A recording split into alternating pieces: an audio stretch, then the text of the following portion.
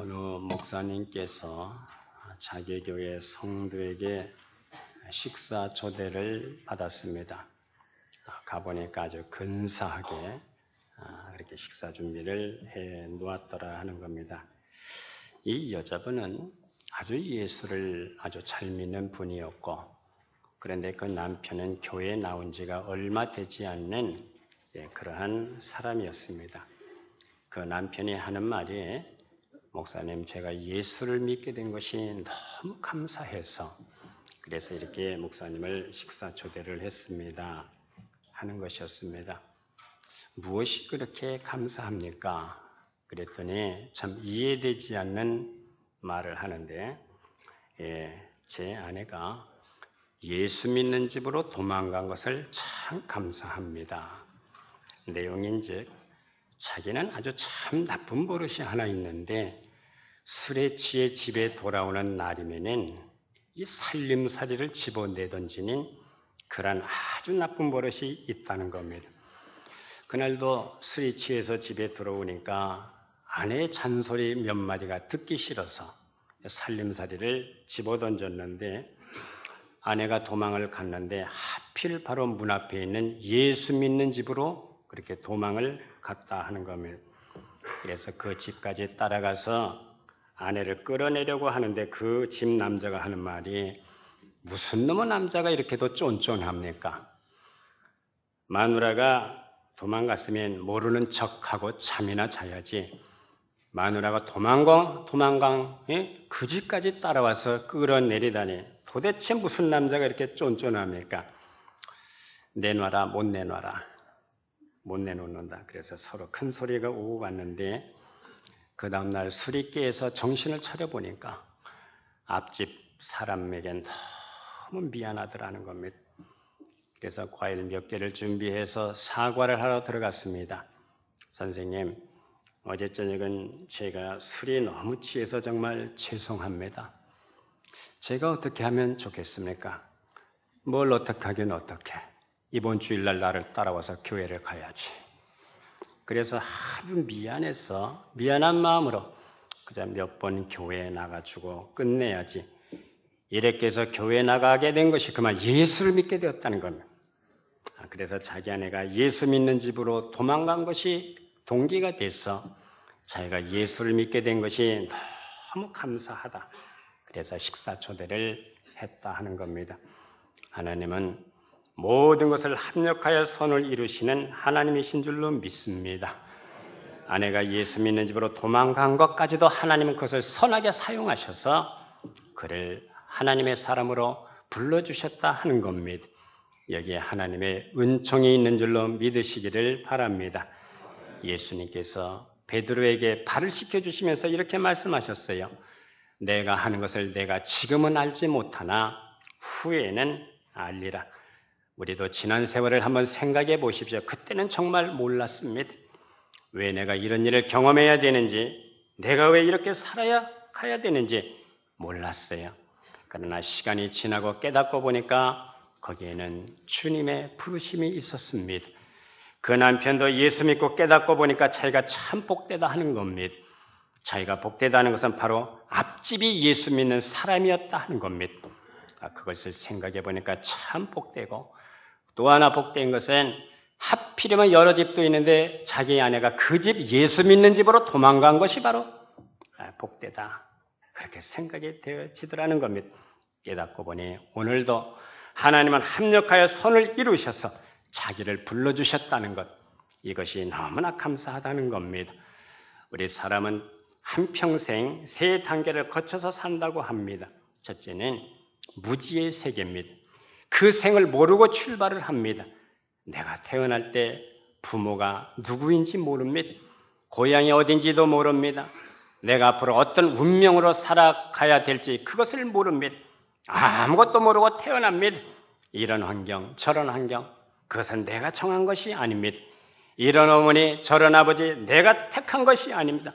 그저 낳아주셔서 내가 태어난 겁니다. 모르고 출발하는 겁니다. 두 번째는 복종의 단계입니다.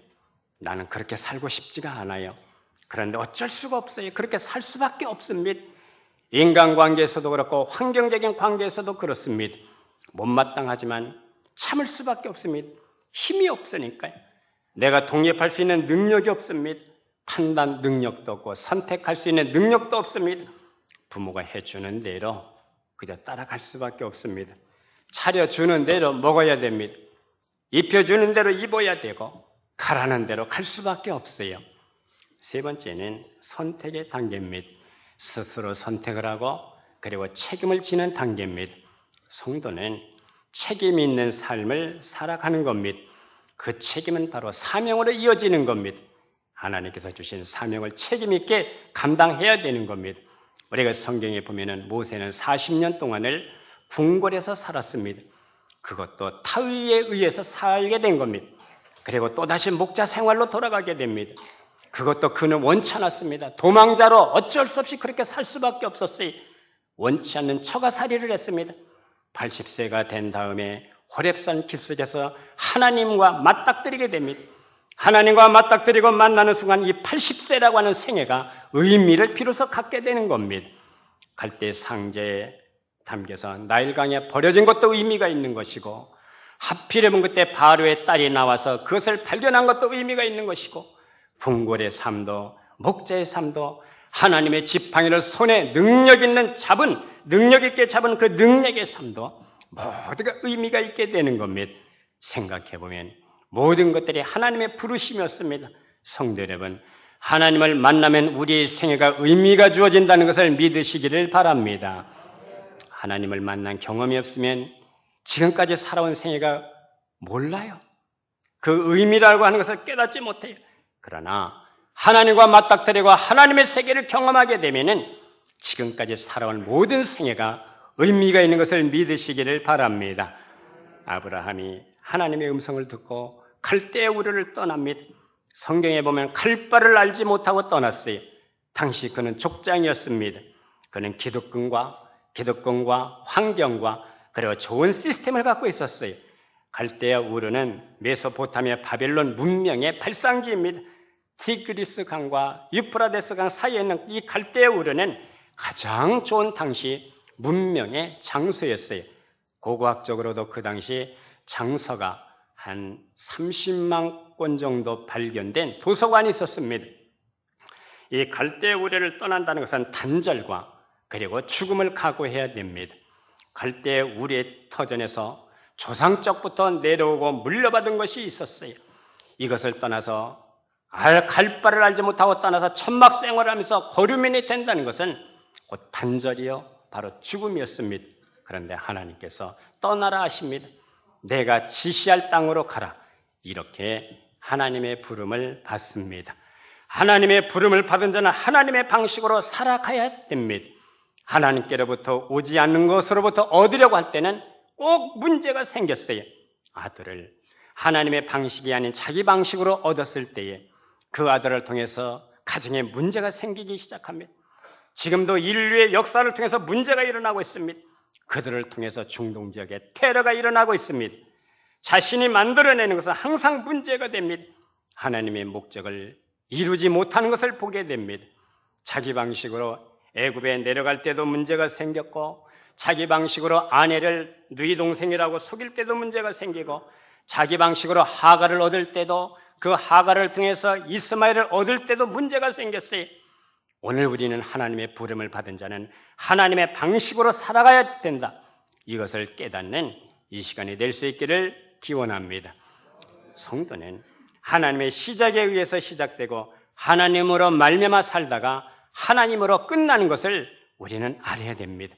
이것이 바로 부름받은 자의 삶입니다. 성도 여러분, 하나님 앞에 부르심을 받았습니까? 확실히 아멘 할 분은 확실히 아멘 하세요. 정말 하나님의 부르심을 받았습니까? 그렇다면 우리는 하나님의 방식으로 살아가야 됩니다. 오늘 우리가 이 본문에 보면 부르심에 대한 말씀이 있습니다. 그는 다메섹 도상에서 예수님을 만납니다. 그는 이 사건을 계시라고 말합니다. 주님의 손에 붙잡혀서 주님을 위해서 살아가게 됩니다. 주님의 부르심은 참 여러 가지 형태입니다. 어떤 때는 음성으로 들립니다. 모세야, 사무엘아, 아담아 이렇게 음성으로 불러주셔요. 어떤 사람은 성령의 감동과 감화를 통해서 부르심을 받습니다. 어떤 사람은 예수 믿는 부모님을 통해서 부름을 받습니다. 어떤 사람은 예기치 않은 사건을 통해서 부름을 받게 됩니다. 마르틴 루터는 비 오는 날 친구와 길을 가다가 자기 친구가 옆에서 벼락을 맞아 죽는 것을 보고 이 죽음을 통해서 주님의 부름을 받습니다. 어떤 사람은 사람을 통해서 부름을 받습니다. 모세를 통해서 여호수아가 부름을 받아요. 엘리야를 통해서 엘리사가 부름을 받습니다. 안드레를 통해서 베드로를 불러주십니다. 빌립을 통해서 나다네엘이 부름을 받습니다. 때로는 설교를 통해서 말씀을 통해서 부름을 받습니다. 어떤 사람은 환경을 통해서 부름을 받습니다. 모세는 고통받고 있는 자기 백성을 통해서 마음이 움직였어요. 느헤미야는 바빌론 포로 생활하면서 예루살렘이 무너졌다는 소식을 듣고 가슴이 뜨거워졌습니다. 그 소식에 에스라의 마음도 뜨거워졌습니다. 나병 환자들의 이 비참함을 보고 다미엔 신부가 마음이 뜨거워졌습니다. 그래서 그 섬으로 들어가게 되는 겁니다. 여기에 하나님의 부르심이 있습니다. 이 부르심에 내가 어떻게 반응하느냐가 중요한 겁니다. 바른 반응, 바른 응답. 바른 응답과 바른 이 반응을 내가 알게 된다면 내가 왜 살아야 되는가? 내가 오늘 왜 먹어야 되는가? 내 존재 이유를 알게 되는 겁니다. 성도 여러분, 우리 존재 이유를 깨닫고 살아갈 수 있기를 축복합니다. 오늘 본문의 사도 바울은 첫째는 은혜로 부름을 받았다 하는 겁니다. 내 의나 내 성품이나 내 인간성이나 얼마나 지위가 높냐 이것과는 전혀 상관이 없습니다. 오직 은혜로 나를 불러주셨다. 바로 이것이 절대 은혜입니다. 그것도 뭐 40일 금식 기도하고 철야기도 하고 그런 속에서 부름을 받은 것이 아니라 예수 믿는 사람을 박해하는 현장에서 그를 하나님이 불러주셨어요. 하나님과 친밀하게 지냈을 때에 부름을 받은 것이 아니라 하나님과 원수가 되었을 때에 그 현장에서 하나님의 부름을 받았습니다. 사실은 바울은 다메섹 도상에서 부름을 받은 것이 아니라 그때에 바로 부르심을 깨닫게 된 겁니다. 여기에 선택의 의미가 있습니다. 그는 나의 어머니의 태로부터 내가 택정함을 받았다.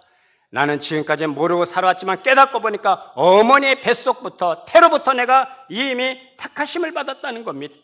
이 선택은 절대 선택이고 그리고 목적성이 있습니다. 하나님은 이방의 복음을 전하도록 길리기아 다소에서 태어난 이 헬라파 유대인을 선택을 하셨습니다. 성도 여러분, 혹 파란만장한 과거가 있습니까? 이해가 안 되는 과거가 있습니까? 그 과거가 무엇을 말씀하고 있습니까? 하나님께서 나를 어디에 어떻게 쓰시려고 하는 겁니까?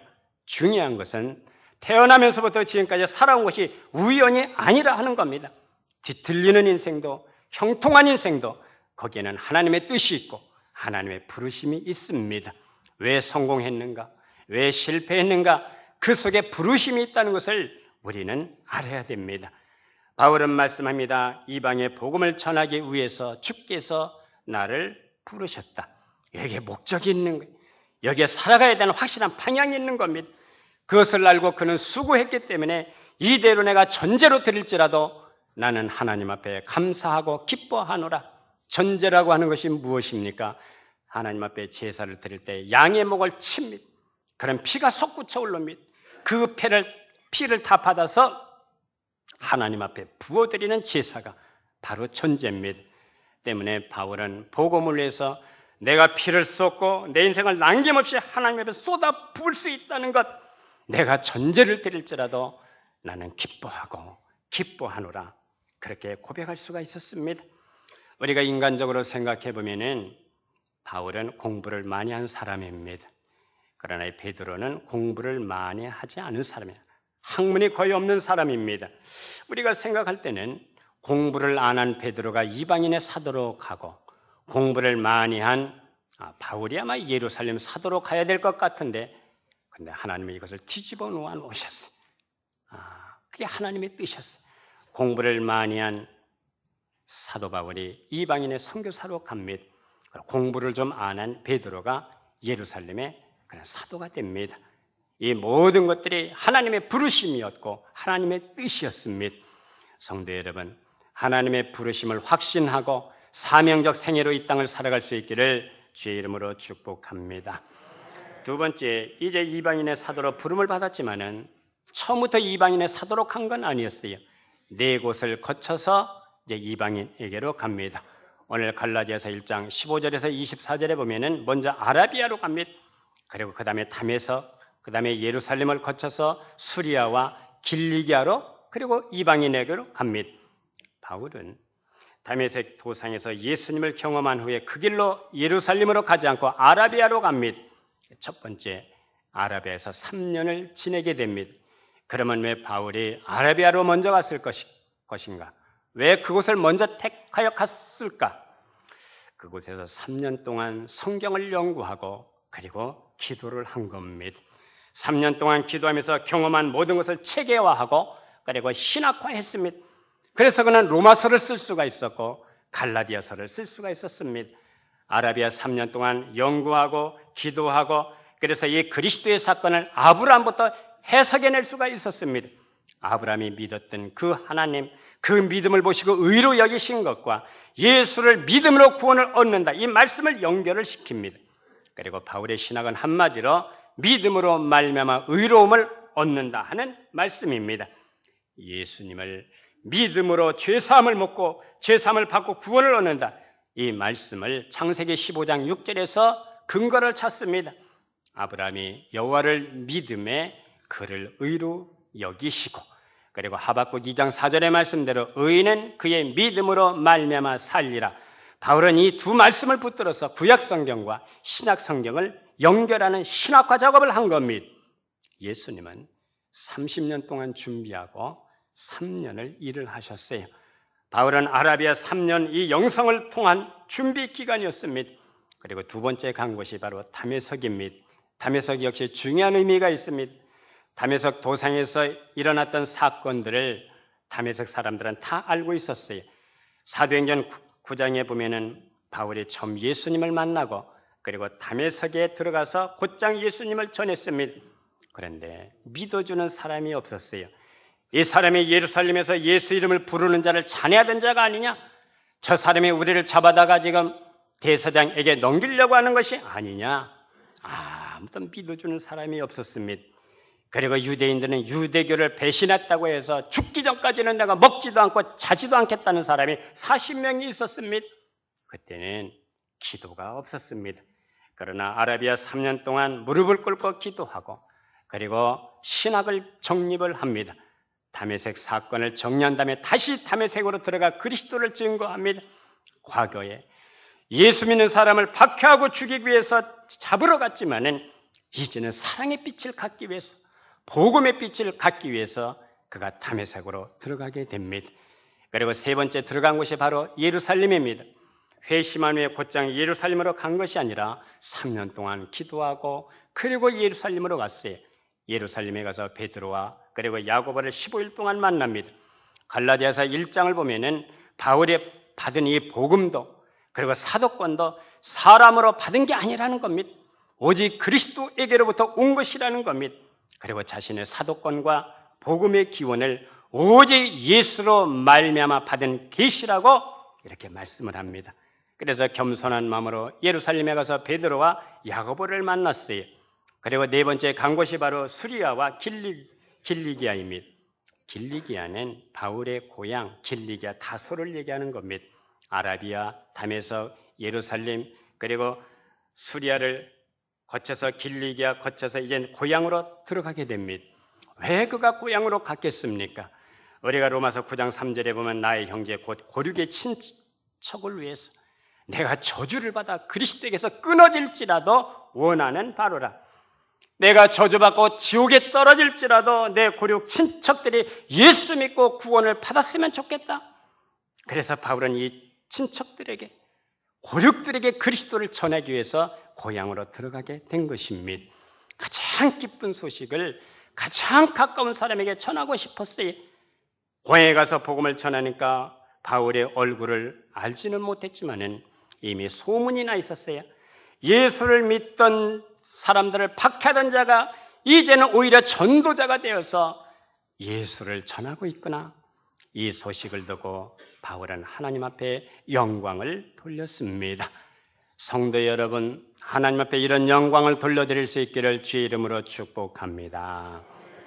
내가 잘 되고 잘 먹고 자녀들이 형통해서 하나님 앞에 영광을 돌리는 것도 물론 영광을 돌리는 것이지만은 내가 예수를 전한 저 사람이 예수를 잘 믿고 직분자가 되고 복음을 전할 때 그 얼마나 아름다운 영광거리겠습니까? 그런 영광을 하나님 앞에 돌려드릴 수 있기를 축복하고 기원합니다. 중국 기독교 지도자 중에 리라고 하는 사람이 있는데 이분이 미국에 가서 복음을 전하다가 이런 질문을 받았습니다.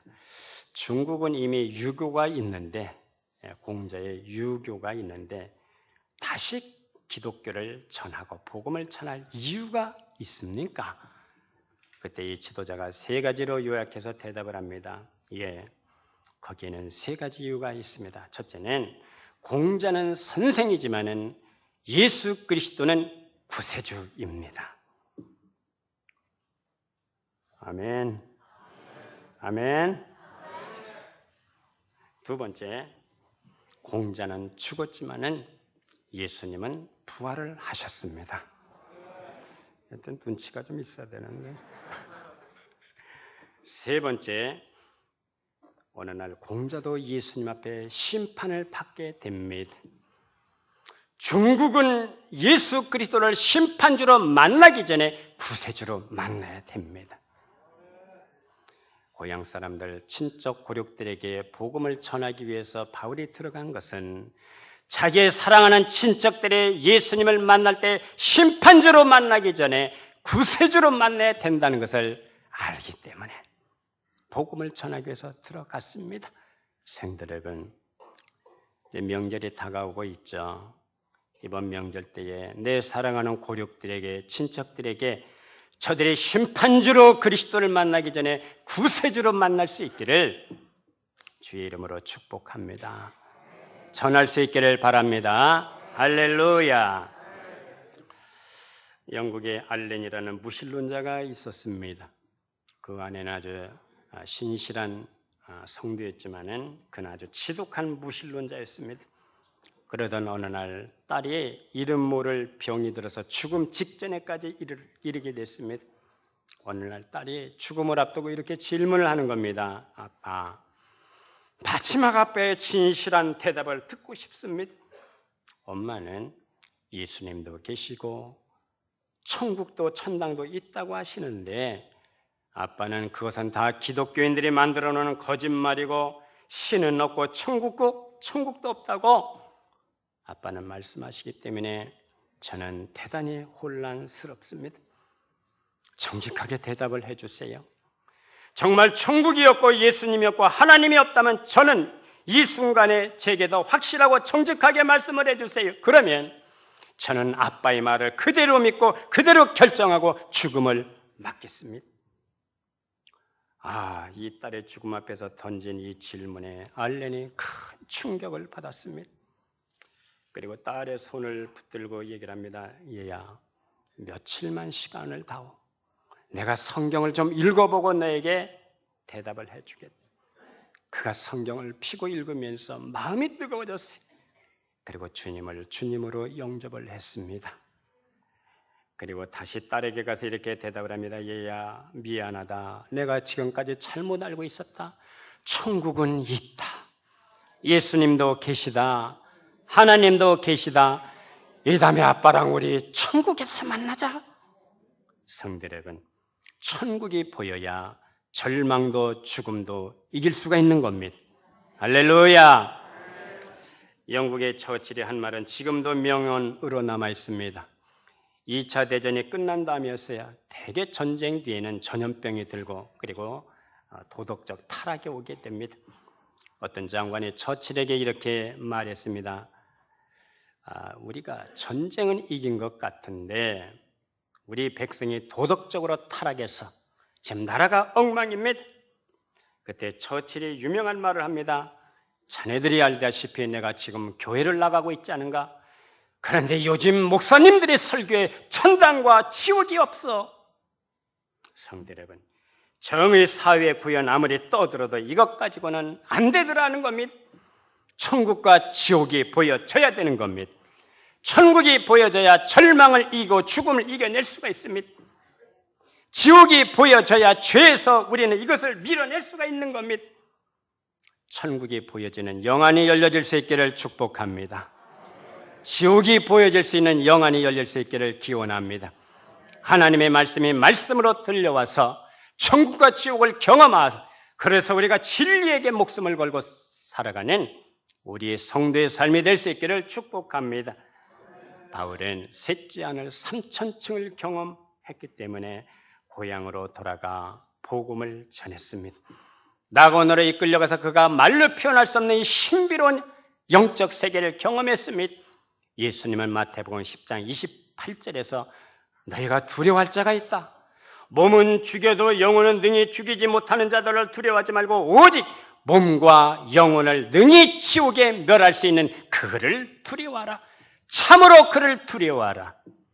두려워한다는 말은 이 말은 무슨 공포 이런 거에 대해서 두려워하는 것이 아니라 너무나 존경스러워서 그래서 두려워하는 겁니다. 이것을 우리는 성경은 경외라고 얘기를 합니다. 성도 여러분, 두려워할 자를 두려워할 수 있기를 바랍니다. 우리는 사람 앞에 살지 않습니다.